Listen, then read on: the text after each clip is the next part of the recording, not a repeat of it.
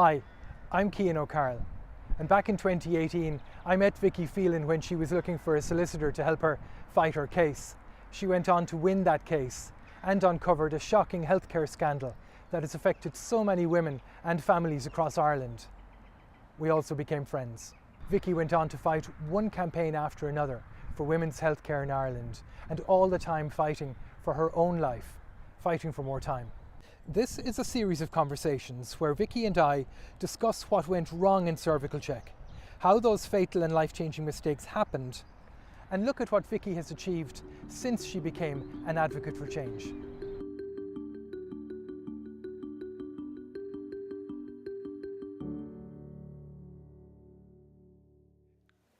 Hello again, I'm Cian O'Carroll, and once again I'm in conversation with Vicky Phelan.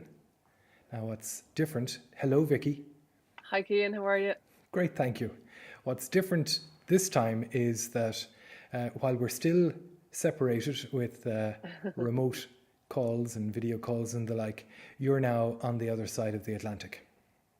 Yes, yeah, absolutely. And 5 hours behind, so it's all very And different. 5 hours behind. So you just got up and I've just had my lunch. Yeah, pretty much.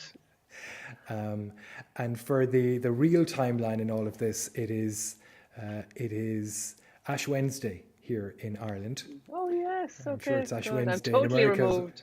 I'm sure it is, but I don't know what anybody know over here, you know? I do remember some years ago listening to a radio interview on Morning Ireland or something, and this American contributor called in, and in the course of the interview it was mentioned to him that today was Good Friday, to which he said, "Right, and a happy Good Friday to you." Not how we approach it here, but in any event, you're now in Maryland. You're on the edges of the hospital, the mega hospital complex of Bethesda. And when we last spoke, you were describing the decision-making process around going to the States and how it was a necessary and essential decision in order to progress your healthcare. Since then, you found out just how necessary that was. Yeah, I have. So when I decided to come over here, it was based on scans that I'd had in September at St. Vincent's Hospital, and things looked like they were increasing. So we did biopsies actually of 2 lymph nodes just to confirm that it was indeed, tumor growth and not just inflammation, because sometimes the immunotherapy drugs can inflame lymph nodes and make it look like there's growth, and that has happened to me in the past. But this was, true tumor growth. And then there was also the evidence of a new tumor. So I have a new tumor in my lung, but it's quite small. So at that stage, I remember speaking to the doctor on the trial over here, about a year ago, a year prior to kind of when I started on this trial. And he said, the time to move would be when I have new tumors. So I contacted him at that stage. That was back in, October, and to get the ball rolling. And because I'd applied already before to another trial, they had a lot of my paperwork. So all they needed was new imaging scans and kind of an up-to-date physician report on my condition. So they would actually have happily accepted me before Christmas if I wanted to come over. But no, I decided, I wanted to have my last Christmas at home really before I came over here, because, I suppose I didn't really know what way this was going to go. I mean, that's unfortunately the position I'm in, that if I had come before Christmas, yes, it would have been nice to get started sooner, but, what if it's my last Christmas? There are the things you have to ask yourself, I suppose, in my situation.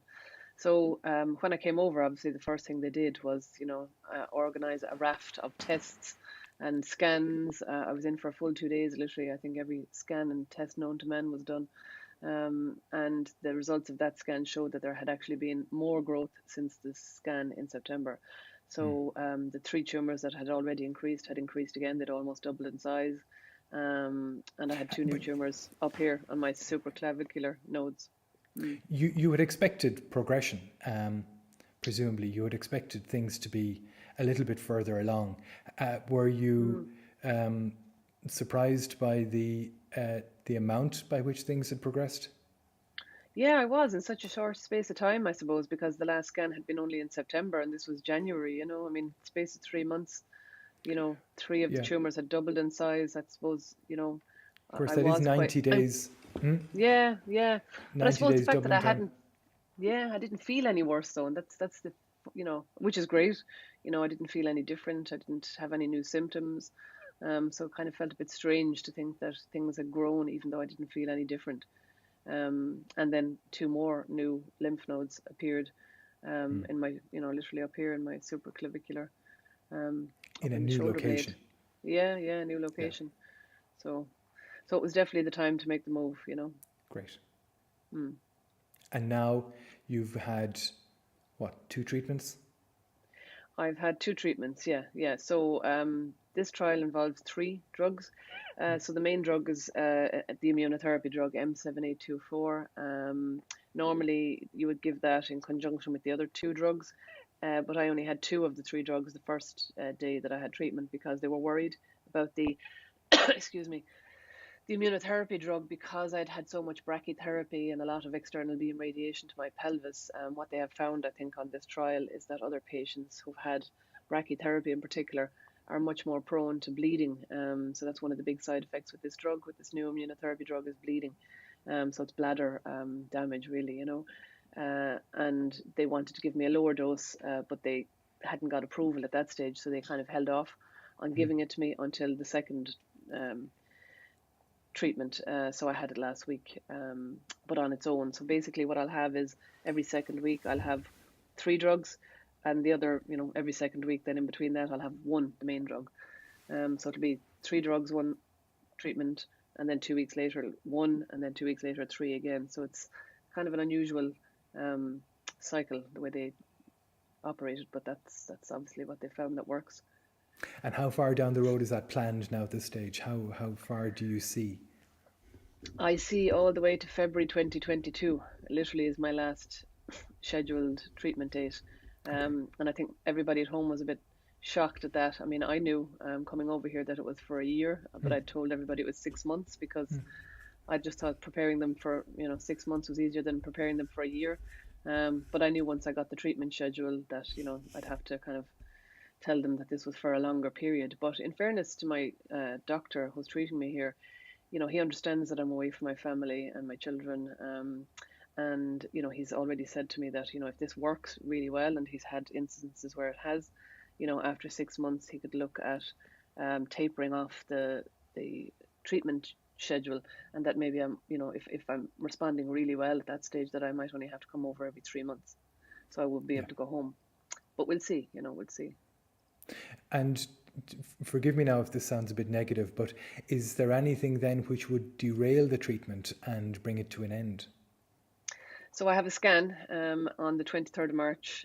So every 8 weeks you get scanned, and basically my first scan after being on this for 8 weeks is at the end of March. And basically at that point, if things aren't improving, if there's no shrinkage in any of my tumours, and obviously if there's more tumours developing, that's it basically. That's curtains closed. It's very clinical.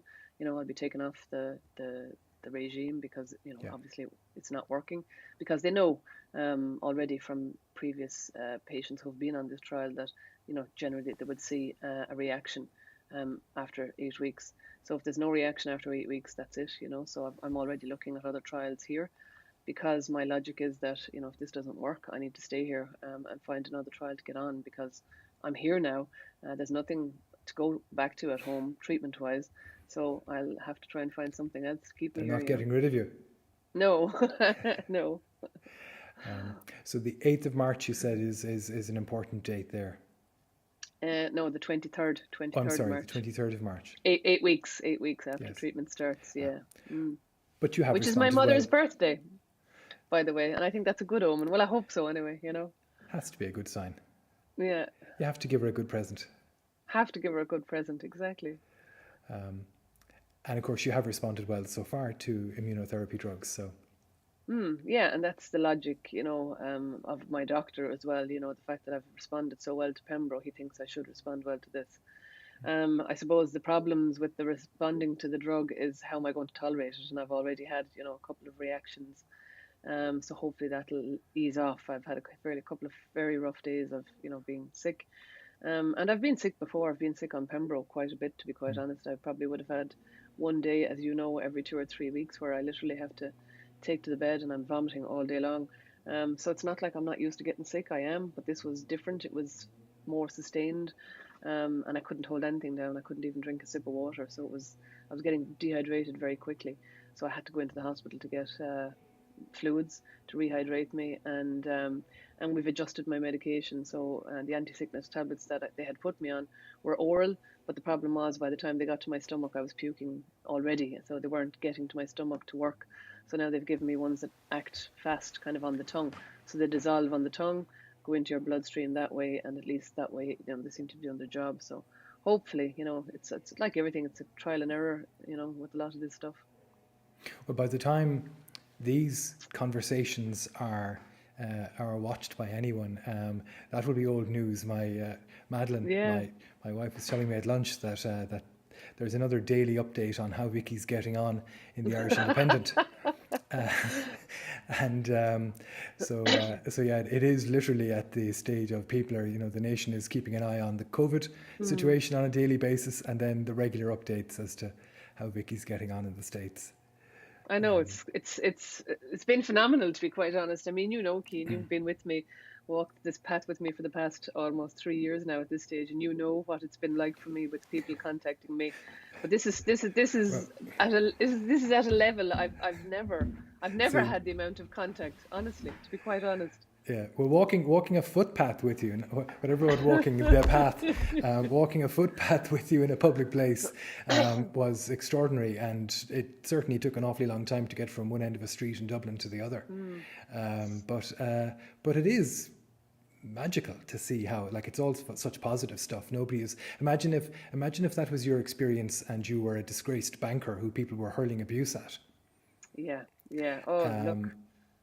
That would be extraordinary. I mean, I saw that down at the forecourts last year. There was a well-known pariah, and I'm not judging the man when I call him a pariah, but he was, somebody who had been cast down into the lower pits of public appreciation.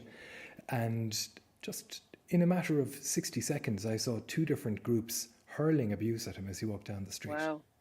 And a very, very wealthy man who was protected from all of that and probably wouldn't experience it normally.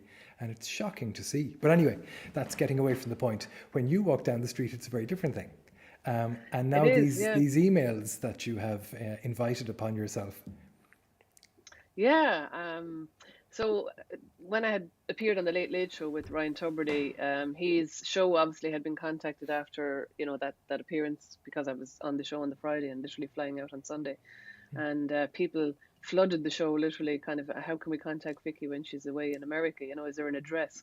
And, Ryan's idea was, he said, well, Jesus, I don't think we should give him your address, Vicky, for lots of reasons. I mean, for me, I think I'd have really pissed off my postman over here.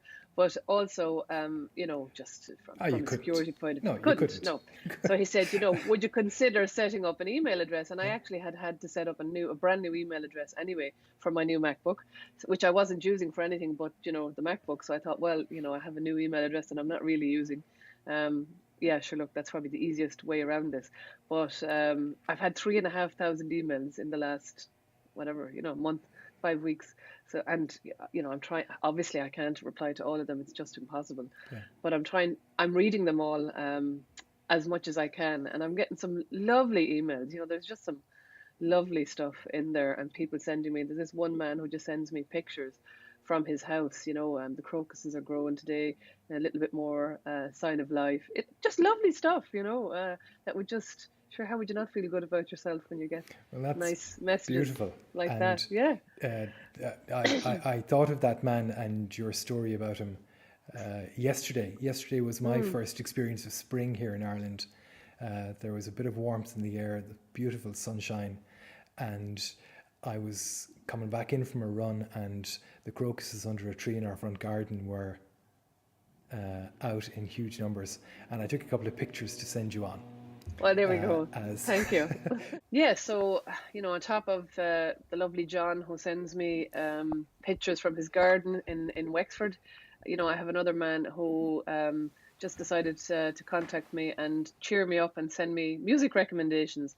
So, twice a week he sends me a song to listen to, and tells me what it means to him, and that you know, it might just cheer me up, or you know, to get me listening to other types of music. So, you know, and then there's another lady called Daphne who sends me a link to the morning prayer every day of the week. I get that every day of the week. So from whatever mass she goes to, she uploads the link to the morning prayer from that day's mass. So, you know, there's just so many different, you know, people who are doing it on a regular basis, and then there's the, you know, people who just contact me once off. But they're just lovely, you know. It's Any lovely particular to think. songs that struck you? There was one from oh jeez, I can't think of it now, that I hadn't heard before. Oh jeez, sorry, now I can't think of it. Oh, No, I can't think of it. On the spot. Yeah, you're catching me on the And hop. any ones that you had heard before? No, none of them. None of the songs he's recommended have I heard before. So Okay. that's always nice, I think. You know, it's always Oh, nice yeah. to hear other music. Yeah. And style then? Are we talking gospel, Oh, country, like rock? very widely, you know, different. So from Simon and Garfunkel, that was one of them, yeah. And a song I hadn't heard before, Paul Simon, that was another one. To kind of country music. So it's very kind of varied. But I've listened to 3 of them, you know, not all of them. Up to about 3 at this stage. But you know, it's always nice to listen to other music, I think, anyway. Because you wouldn't, you know, especially when somebody tells you what it means to them and where they heard it first, or it's just a nice idea, isn't it? Yeah, no, I think. Yeah. Well, it's all part of the same thing, isn't it? It's people trying to reach out beyond themselves to give you something, to give you their encouragement, their good wishes, even their love. Yeah. Which And is, even like, you know, the way they write the emails, a lot of it is very as if they knew me, you know, like, well, sure, I'm here now and I'm putting on the dinner and it's raining outside and you wouldn't believe what kind of a day it is over here, or, you know, it's just lovely, really, really would, you know, how could you not feel good about yourself? So, I mean, I would read a good few of those every day, particularly if I'm having, you know, a bad day, or, you know, which I had last week. They're the type of things, apart from obviously talking to my children, but when I can't talk to them and they're in bed, you know, because I'm 5 hours behind, because once it hits maybe 6, 7 o'clock in the evening here, I'm pretty much on my own, you know, because everybody at home has gone to bed. So that's when I find these are really come into their own, I suppose, for me, you know, they definitely help. yeah, I hadn't thought about that. Yeah, your evenings are a bit more isolated from Ireland, at least. Yeah. You know, there's an odd person who would be up now. My brother's over in New Zealand, so I do get, you know, sometimes I would talk to him to fill in that gap at times. But yeah, from kind of 7 o'clock, really, I mean, that's midnight at home. So, you know, most people, particularly during the week, are gone to bed. So and the I basic usually busy practicalities myself. then, are you feeding yourself properly? Yeah, I am. I mean, look, I have a freezer full of food. I don't know if I said this. No, I didn't, sure. So since I've arrived, I've had all of these Irish people living You here in did? America who have landed and literally filled my freezer with food, who have, you know, beef stews to chicken pot pies, you know, so very Irish stuff to very American stuff. And literally I have a freezer full of soups and stews to keep me going now, I'd say for about 3 or 4 months, you know, so I don't think I'll have to cook myself for quite a while, you know. And it's all delicious stuff, yeah? Yeah, so far, you know, it's great.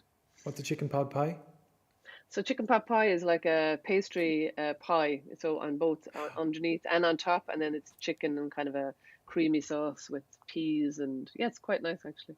Okay. So that would be very typical over here, chicken pot pie, and that's what people would eat when they're sick. You know, those kind of homemade type of things. And I've met a lovely Jewish woman over here through one of my Irish friends, and she made me, which is one of my friends is really into food, and she said, "Oh my God, I can't believe you got chicken matzo ball soup."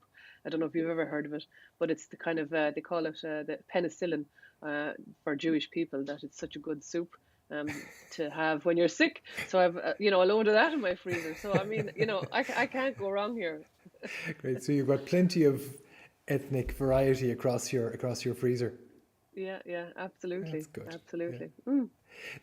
One of the things I was struck by that you were saying about the differences, probably the most significant difference between the healthcare you've experienced over there and in Ireland. I'm sure there are other ones too, but you were saying about medical records. Can you tell us about that? Yeah, that was the one that really has blown me away, I think, to be quite honest. So literally the first week I got here, I had to go into admissions and fill out a load of paperwork and consent forms. But one of the things I had to fill out a form for was to get access to the online portal. Um, and it's called Follow My Health. And of course, I didn't really know what I was signing up for. I just signed whatever I was told to sign. Um, and next thing, they sent me a link to get into it, and I logged in and realized actually this is all my, all my records. So I'd had all the blood tests and scans the week before. I got access to this portal. So when I went in, logged in, here were all the results of all my blood tests. Here was the result of my CT scan with the full report. Just there for me to access anytime I want. Download. You can download these files. It's not like they're just there to be viewed. You can actually download them as PDFs, obviously, so you can't doctor them. But I couldn't believe this, that, for something at home, for me to get access to records like that at home, I have to put in, as you know, either a request through my doctor or an FOI request, which can take weeks. So for me, this has just been one of the best things, to see that I can get access to all of this information, and literally within, 24 to 48 hours, depending on how fast they get the results back. Now, I know it might not be the same everywhere, that this may be unique to the NIH because of the type of hospital it is, in that the speed of the results, I think they're very fast here. And that might not be the case for everywhere, but I definitely know from talking to other Americans, because I have asked, because I was curious, that this would be quite the norm, that patients over here have access to their records like this in an online portal. I mean, it's phenomenal. Yeah, it certainly wouldn't be the case here, and medical records are treated as something of a...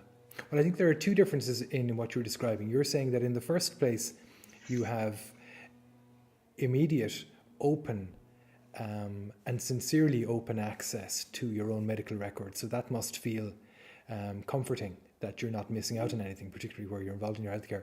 But I think you were saying as well that the way technical results and reports and the like are written is also bearing that in mind, that the patient will be reading it, that it's in an accessible form. Yeah, absolutely. I mean, that's the thing I found most striking, really, was when I was reading the report on my scan, that it was written with full sentences. It wasn't just, gobbledygook, really, all words. Yeah. It was full sentences, and it went through the scan literally from here down. So it kind of explained exactly what was seen on the scan all the way down from the top of my body to the bottom. And what it found at each location, and what size each tumor was, and the measurement. It was very easily, very easy to read. I couldn't believe it. Whereas when I get reports on my scans at home, I'd understand it, but it was all very, you knew it was written from a radiographer to a doctor in mind, not the patient. Yes. Yes, yeah. that's the difference. That's much more than a technical thing. So you can see how obviously certain hospitals in Ireland, the high-tech hospitals and others now are moving towards electronic records, which, by the way, I'm having great difficulty in piecing together and reading, because when they're printed out, they're not printed out in the way that paper records had a certain chronology and kind of a narrative to them as you went through the story. But that's a separate point. But you can see how the technology could easily be implemented, that you would have portals where patients would log in, but to change the communication style of the doctors and the laboratory specialists, that would probably be a much more challenging thing. Yeah, I think so. Yeah, but definitely. It has to start. I think so. Yeah, definitely. I think, it's been great, because actually, I mean, I didn't even get the results from my doctor. I was just able to access it myself. So, once I got the report, then I was able to ask questions at the next appointment, which was great, to be able to ask those questions, and to have access to that information. So, yeah, no, I have to say it's just been so far. And you know what I'm like? I like to have access to all this information. So it's been great for me to be able to see that. And I'm also tracking, say, looking at my blood tests. So they're doing an awful lot of blood tests over here, that, we wouldn't necessarily do at home, like the CA-125 levels low. So they're, levels of cancer that they would often see in your blood. So mine were quite high at the start. So they are tracking that to see, will it come down, so it was in the 300s. So hopefully, that's one thing that they are kind of measuring. And they've told me that they're measuring that to see, will that come down, the levels. And that would be one good sign that this is working as well. So, and they've all of the different blood tests broken down and what they're for. So, even for somebody like me, I know what some of them are for, but I didn't know what all of them are for. But there's an explanation beside it as to what that's measuring, So it's, yeah, it's fascinating, I could Excellent. spend hours. Now, I should say, if I were a doctor watching this, I'd probably say, well, I don't see solicitors giving their clients open access to their files on a live viewing basis. I do seem to remember there was a product that was trialled several years back which would allow that, but I suspect it wasn't that popular because ultimately it is quite a burden that you're putting on yourself, that every letter when it comes in will be responded to very quickly, and that no loose threads will exist. And I can only say in all honesty that our system in legal practice is probably a lot more forgiving of minor delays and difficulties like that than, for example, a medical system will be, where obviously a test result has a very, very significant and important meaning and needs to be acted upon quickly. So you're not really comparing apples, but I am a little bit in awe, since you told me about this, that such a system would be widespread across a healthcare system. Yeah, that's so I'm told. Now again, is that the case for everybody? So people that don't have good health insurance, would they have access to that? That's what I don't know. I'm assuming from what I've been told by friends who live here that is the case for everybody. But anyone I've spoken to all have health insurance. Do you know what I mean? Yeah. So that may not be the case for people who don't. But I couldn't imagine that they'd discriminate either. I mean, I would imagine those people would be entitled to access to their records as well. But it's not something I'm not sure. Well, I think as you go down the socioeconomic spectrum in the US, and socioeconomics have a bearing on healthcare and access to healthcare and quality of care in Ireland as well. There's no point in us, pretending otherwise. And certainly private patients in Ireland tend to be operated on by the experienced consultant rather than by the less experienced and training registrar or whatever. These things are common features of the types of things that we work on here. But in the States, I think it's certainly the case that as you go down that ladder, you find it increasingly hard to access any healthcare. And it would be very unlikely, I would have thought, that you would find high-tech information technology being made available to patients who themselves find it hard even to access a doctor. Yeah. But that's you are at not just a national but a world centre of excellence. Yes. For cancer treatment, and so it is understandable that we would see a little bit like Formula One. You're in the Ferrari garage, and so you're seeing the very latest of ideas being implemented, and I'm delighted that you are there. Yeah, I mean, even the way they, the speed of the response. Even when I rang my doctor on Sunday morning, and I mean this was a Sunday morning, at the end of the day on a weekend, to say that I was, really, really ill and I hadn't been able to keep anything down for, well over 24 hours, straight away he said, well, I think the best thing now at this stage is to bring you in and, get you on an IV fluid drip at the hospital. He said, just give me 5 minutes. And, he rang me back and said, yes, there's a bed available for you on the day ward, so you can see straight away, that it's, definitely a different level of care, it's... Well, go back a step and explain to us then how that comes about. So you check into the hospital. He's your doctor. Is he the equivalent of the consultant managing your care in Ireland? Yeah, except he's not. I mean, he is an oncologist, but he's more a researcher than an oncologist. So he's the principal investigator. That's what he's called, the principal investigator on the trial. So he's the doctor that's in charge of the trial, but he's a qualified doctor at the end of the day. And he would make all the decisions regarding trial patients and I do have a research nurse that I can call as well, but he did say to me after I had the treatment on Tuesday that if I had any problems to call him, because he makes the decisions at the end of the day. If I went to her, she'd still have to go to him. So I rang him. I have his mobile number, rang him, and he rang the hospital and straight away had me booked in to get fluids that day and to get a new prescription for an anti-infectious tablet that would dissolve in my tongue. So because that was the problem, I wasn't getting the tablet quick enough for it to work. So I was, vomiting straight back up basically. So I still haven't met him. I mean, this is the whole thing with COVID. It's interesting. I've only seen him on a Zoom call. So he's in a different part of the building. So every time I go in for my clinic appointment, I meet my nurse. But she brings in a phone or a laptop, and we talk on the screen. So I still haven't met him. I'm sure I will at some stage, but with COVID at the moment, no, we have not yet met. So it's an interesting kind of time to be a patient, when you're not meeting a doctor. It is, but it's a small disadvantage when you can get him on the mobile phone on a Sunday morning.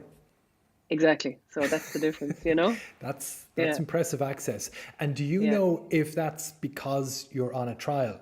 I know obviously you wouldn't have a principal investigator if you weren't on a trial, but do you know if, for example, you were in mainstream treatment, would you have access out of hours as such to somebody managing your care like that?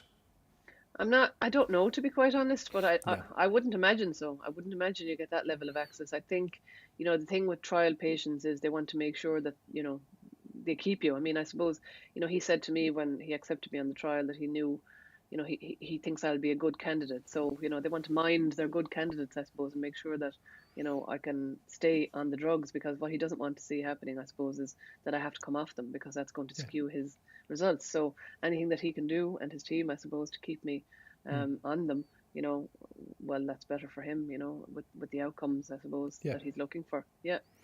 And so, it's not. It's great peace of mind for me as well to know that I can call him or the nurse, and they will deal with it if I'm having any terrible side effect. Particularly because I'm here on my own. That is a comfort for me to know that. So, wishing you well from myself, as well as it seems everybody else who's ever heard of you here in Ireland, and that is presumably everybody. And we will be talking again pretty soon. So in the next episode, we're going to start looking at how your case turned into a scandal. The little steps along the way, the chance fortune of certain things happening at certain times, and then the overwhelming reaction of people, the shock reaction of people, I think, to finding out that this affected so many more women, and then ultimately that information had been kept from them about failures in their healthcare. So that's where we're going to start heading down the road of next time we're talking. And in the meantime, from me, Cian O'Carroll, in conversation with Vicky Phelan, once again, thank you very much. Thank you, Cian. Looking forward to the next one. Good. Hi. Vicky and I hope that you've enjoyed that episode and you're finding the series informative.